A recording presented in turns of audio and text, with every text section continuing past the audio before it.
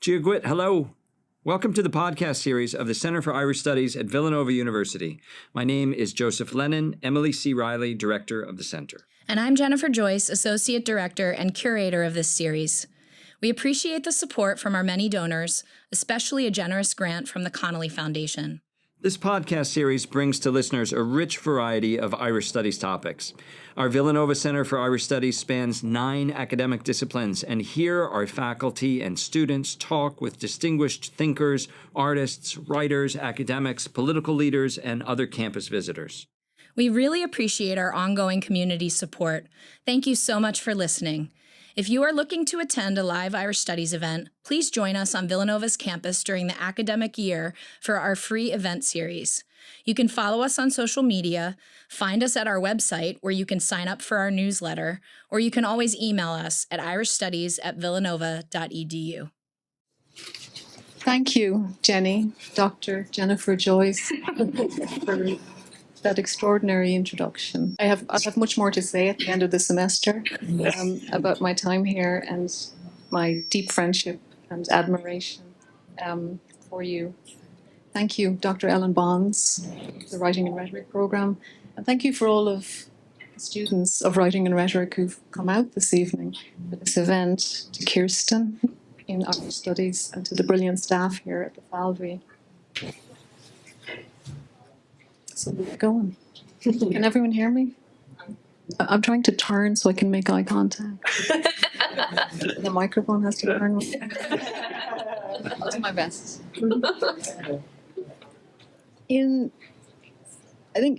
Not in any conversation, but in my conversation about editors and editing, I thought it would be remiss of me not to mention Baltimore's famous son, Boston's famous adoptee, Edgar Allan Poe. And on Poe's death, his editor, Rufus Griswold, under a pseudonym, published an obituary in the New York Tribune. And it goes like this: Edgar Allan Poe is dead. He died in Baltimore the day before yesterday. This announcement will startle many, but few will be grieved by it. So that's one type of relationship, I suppose. A writer and an editor. And then to bring it a bit more up to date, in the Paris Review last year, Karol Ova-Knausgaard, whose Mein Kampf, My Struggle, many of you may have read, he reflects on what he calls the shadowlands in which editors work. And he says, to understand what goes on in this shadowland, we could ask ourselves, what would the books have been like without their editors? And he says, in my own case, the answer is simple. There would be no books. I would not have been a writer. This is not to say that my editor writes my books for me, but that his thoughts, input, and insights are imperative to their being written. These thoughts, this input, these insights are particular to me and my process. When he is editing the work of other authors, what he gives them is something particular to their work. The job of an editor is therefore ideally undefined and open, dependent on each individual's writer's needs, expectations, talent, and integrity. And I'm hoping that we can kind of probe some of those areas and maybe some of those wounds. Lisa.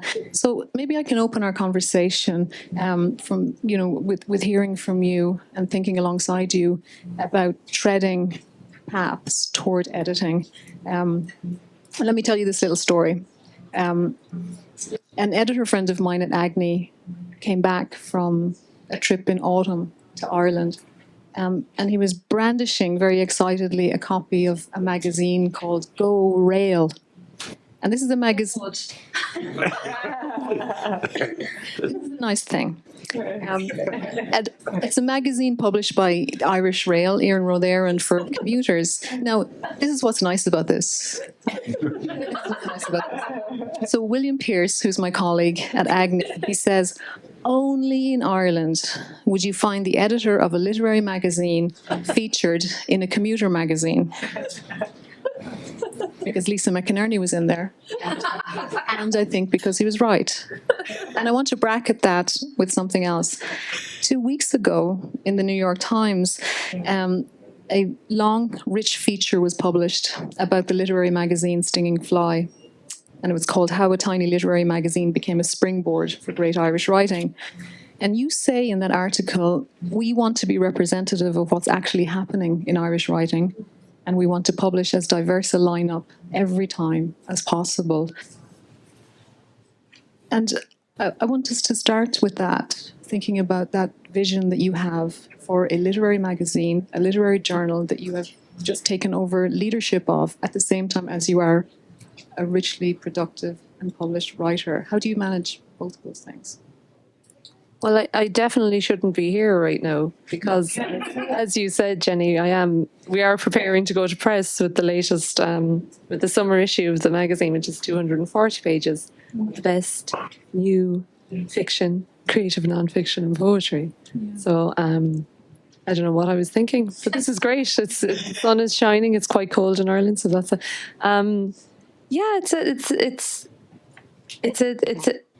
So the Stinging Fly was started almost as a response. So it's 25 years old this year. And it was started as a response. Declan Mead, our publisher, noticed that there were a lot of people writing in Ireland in the late 90s.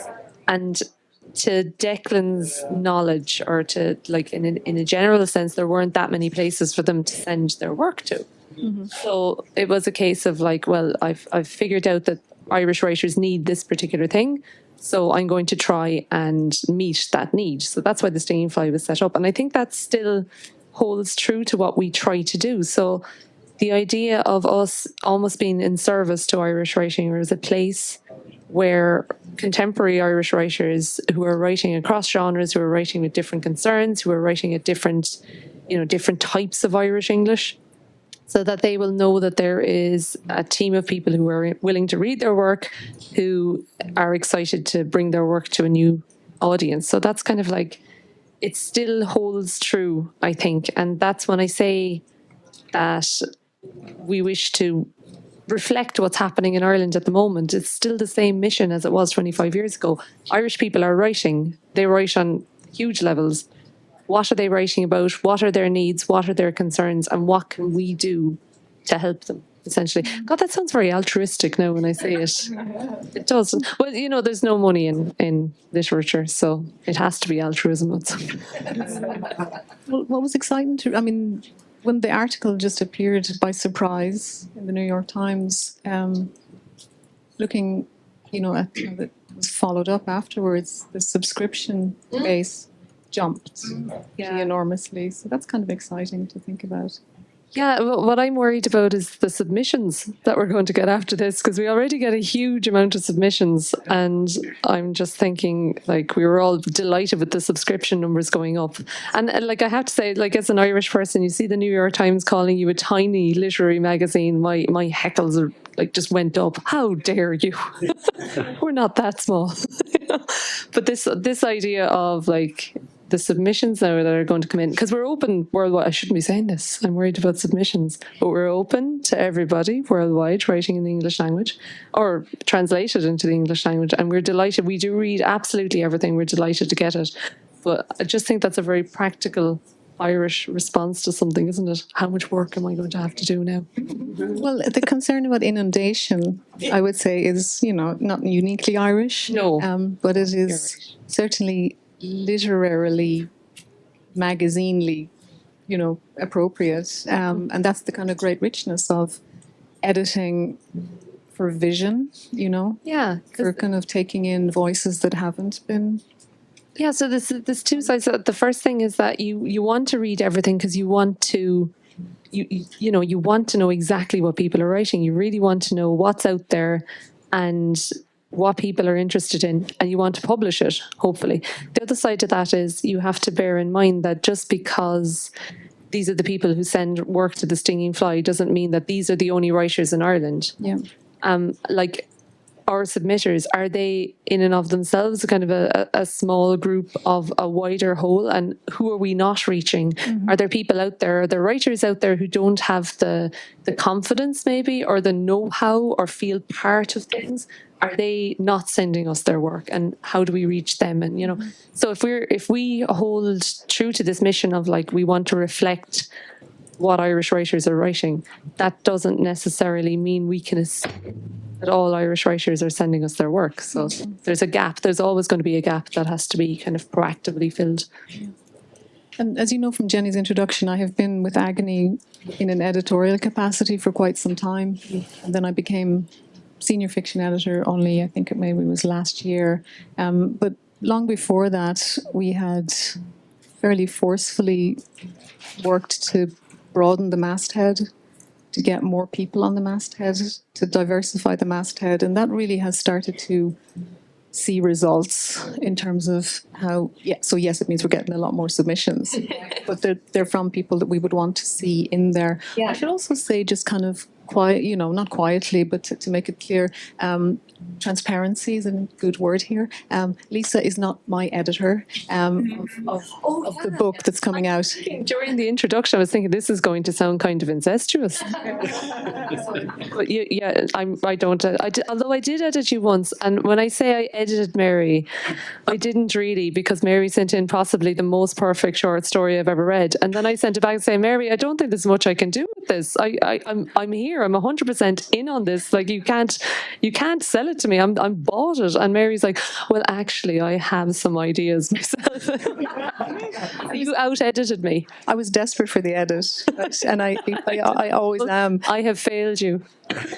Sorry. We had good conversations about that over time. And I think, this is something that I think might be of interest to our audience this evening. Almost everybody here has been edited, right, in one way or another, right? Received edits, you can think about them in different ways. It might be suggested edits. It might be a paper that's coming back to you that has suggested edits, or the final, grade on it, with remarks. I mean, there's lots of different ways that we can think about edits this evening. So I want you to keep all of those in your mind as we're talking about whether it's Edgar Allan Poe's obituary and his editor, or his death wish, or not. We're all in this as writers.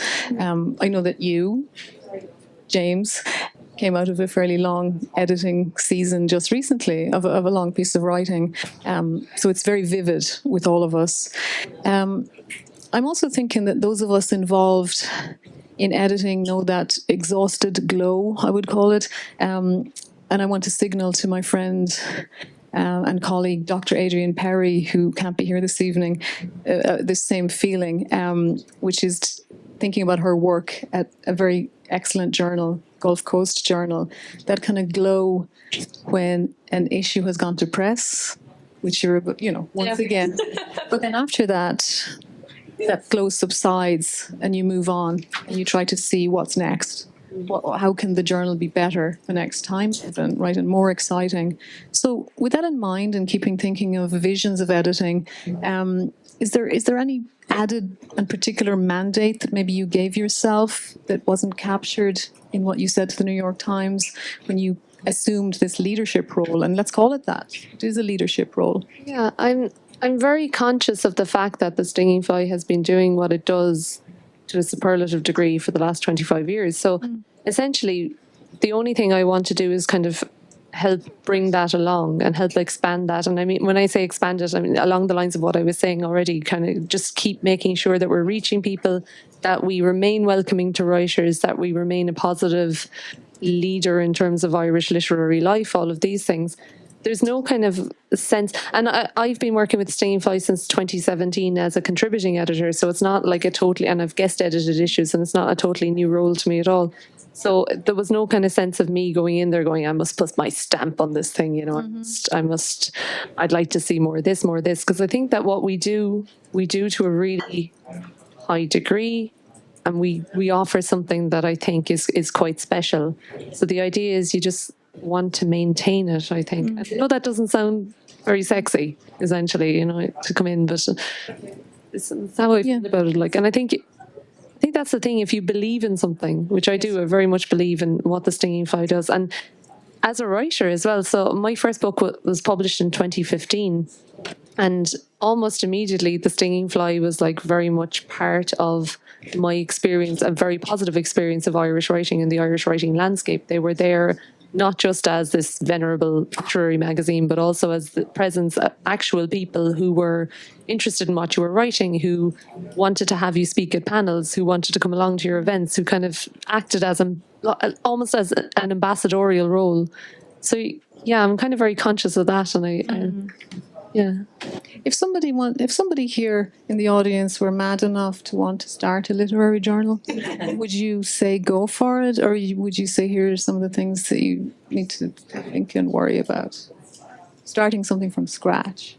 God, I mean, I'd always say go for it if that's something that you wanted to do and you felt strongly about it and you felt like there's people writing, there's words out there that I need to bring to readers. That's my role. That's what I want to do. Or I feel like I could coalesce a vision or whatever it might be. I would say, God, absolutely go for it. But I can't actually offer practical advice on that level because, again, like I've come into like something that is very solidified as an institution. So I can't say, well, now make sure you buy really good paper and have a good relationship with your printer. I actually don't know any of that kind of stuff, but Or resign yourself to be completely online, right? right, yeah. So this is more, and like this is one of the things that kind of still I think keeps the Stinging Fly quite special is that it's a print. Yeah. And it's an issue of a magazine. As I said earlier, it's 240 pages, so it's more like a book every year, or it comes out twice a year. It's a beautiful thing to hold. And I think if you want to move offline and start having things like in the physical world, they almost have to earn their place now, where they didn't before. They have to be something that people want to hold and something that people will cherish. So there's a physicality to it as well. Yes. Yeah.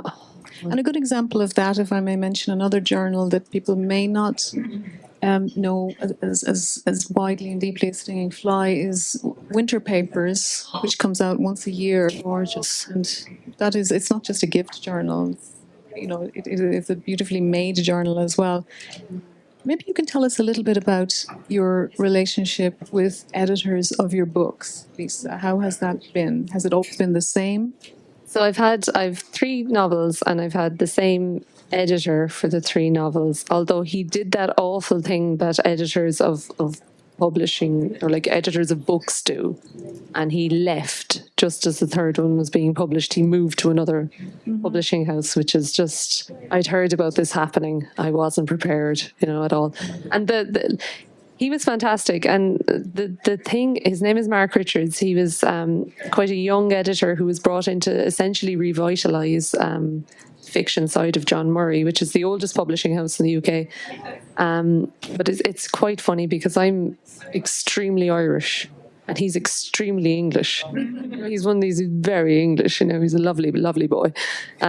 And there was a kind of there's a gap in languages almost. There's a gap of understanding. So it's almost like a passion for character, for theme, for story that kind of brought us together. And then a lot of unknotting to be done between British English and Irish English, which they're not the same thing. And the amount of, and I think this is possibly something that's common to all great editors, the amount of trust that he put in me as the writer, and the amount of trust that then I felt capable of giving to him. And it started with him kind of trusting me and kind of going, so this is what you wanted to do here, or this is what this little linguistic trick is supposed to do. Okay, I understand, and we'll move from that. And that kind of like exchange, it was a really positive experience to kind of go into the idea of it, like having a relationship with an editor. And as well, I do enjoy getting good meaty edits. So this is why I feel like I failed you big time. But I do, I love being pushed, and I feel almost cheated when I'm not pushed by an editor. And I was asked, just before I came over, I have a little kind of a tiny print interview to do for doing a French literary festival in a couple of weeks. And they wanted to ask about the differences between writing and editing. And the answer I gave very succinctly was like that an editor, essentially, there shouldn't be that much of a difference. the writer and the editor should feel like they're pushing for the same thing. And almost an editor should feel like a second champion of the work. So somebody who's like going to come in, and I almost feel sometimes as somebody who's come in almost advocating for the story as its own separate entity, and almost like representing the story in a way that comes between the story and the writer to some degree, like almost taking the part of the work over the wishes of the writer, just to see what exactly do you want to do here, and are you achieving it in the best possible way. And actually, I think that technically this part is, so I don't know, is that a bit woolly? No, because you're taking us into that.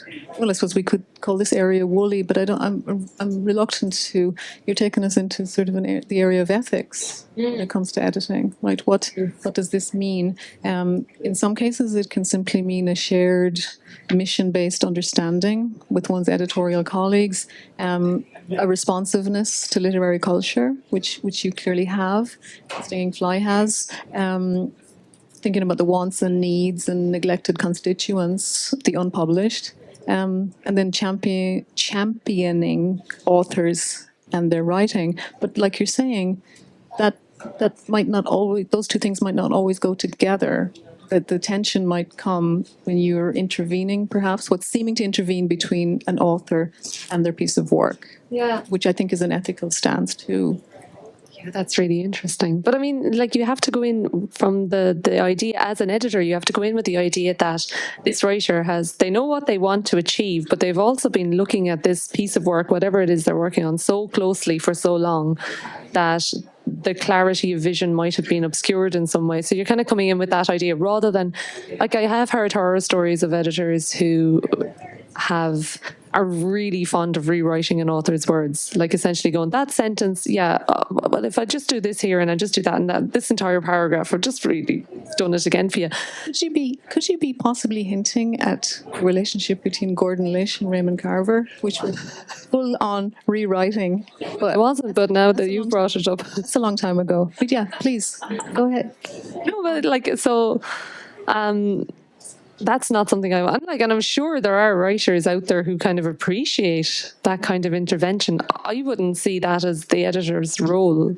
I would see that as kind of being very, I suppose, being dictatorial and kind of like very, punitive as well, and that kind of like, you're doing it wrong. Thanks for bringing me your idea, but now I'll fix it. And I don't think that is a good way to consider yourself as an editor. I don't think that is what a writer needs.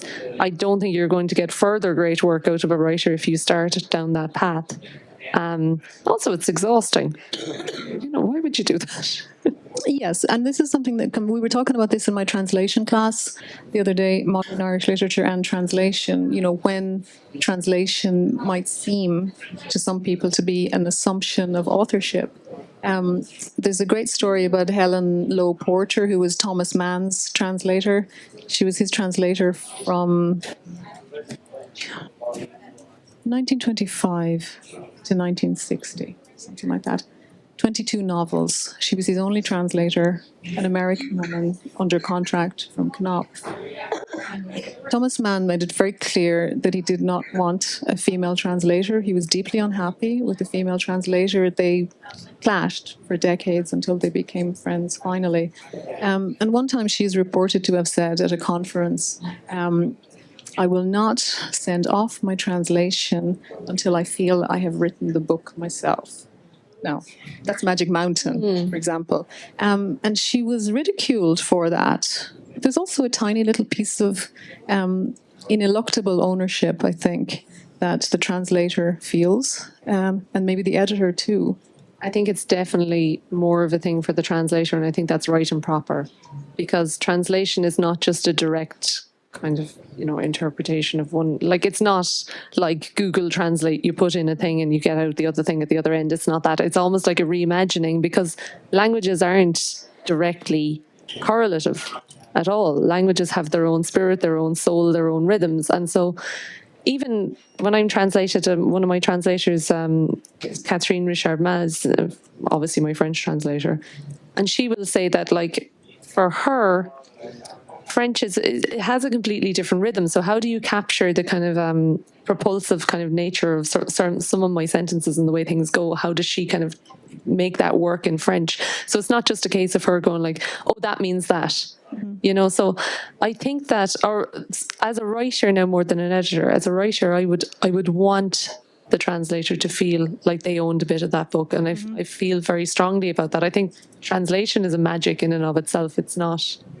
I don't know how they do it. I'm obsessed with translators. I think they're amazing. Everybody I'm looking at right now is staring into their eyes. You know who you are, right? You know who you are, and we'll talk about this tomorrow. Thank you for thinking with us about that naughty issue. It's really rich. No, it's actually very bracing to think about that.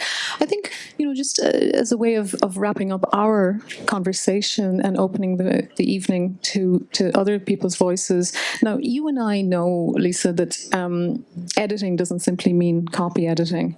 And I think a number of people here would love to and maybe be gratified to think about the collaborative relationship that we have been talking about.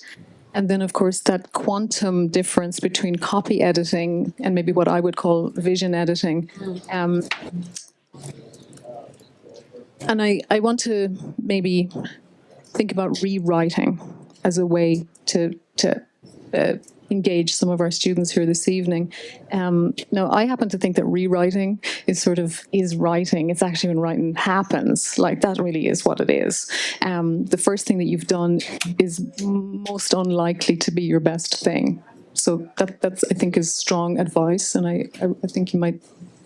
I would hope that you have something more to say about that. Rewriting. And maybe I'll ask Toni Morrison to help us think about this as well, because about 40 years ago, which I was delighted to find out at Bryn Mawr, when she was a visiting writer, Toni Morrison, writer, editor, both, legendary in both capacities, addressed what she called the importance of bettering.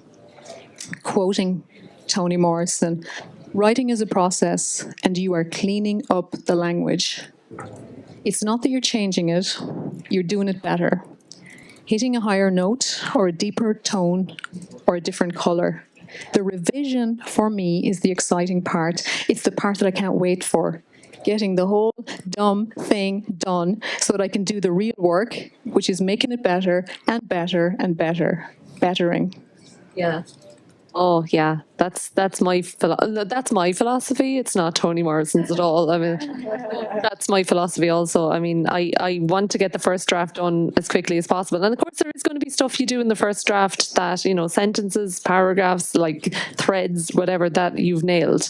Largely no, and the whole point of but that's the evolution of a piece of work, of a story, of an essay, whatever it might be, of a poem. By the time you get to the end of that, unless you've mapped it out meticulously, and I'm sure there are some people who write like that, but I don't. Once you get to the end of it, the end will throw the beginning into a completely different light. It will, the structure will change. Something that appeared solid will suddenly be wobbly. Something that appeared wobbly will be worthy of strengthening, this kind of thing. So the fact that you could get to a piece of creative writing, get to the end of it and go, yes, this is exactly the shape I had figured this would be, and it does not need any furthering of the vision. That seems bananas to me. I mean, how could that even happen? Yeah. So I think to say what you were saying about the different types of editing, then from the editor's point of view, yeah, you would. It depends on what the writer needs, and it depends on the writer's vision. So if you go in the first instance, you understand what the writer was getting at, and you think that they've achieved it, then sometimes you can go straight to your line edits and kind of start. And sometimes it's those situations where you start picking apart a sentence that isn't holding up the weight it should, that you suddenly reveal something has gone wrong in at a deeper part of the story, or whatever it might be, or something has rattled loose in the entire vision, and that in itself can lead to another conversation with the writer where you kind of perfect what the writer was trying to say, or a new path opens, or whatever it might be. But other times the writer will come to you with a story that is clearly unfinished, and that they'll say themselves, I'm not sure what was happening here, or this is what I wanted, but it kind of went off. And then you can have that shaping conversation. And sometimes a writer wants your deep input on these things. And sometimes they just want to actually have somebody to talk to about it so that they can work out what they want, I find. Because as a creative writer, often the people in your life are not that interested in your writing, I find.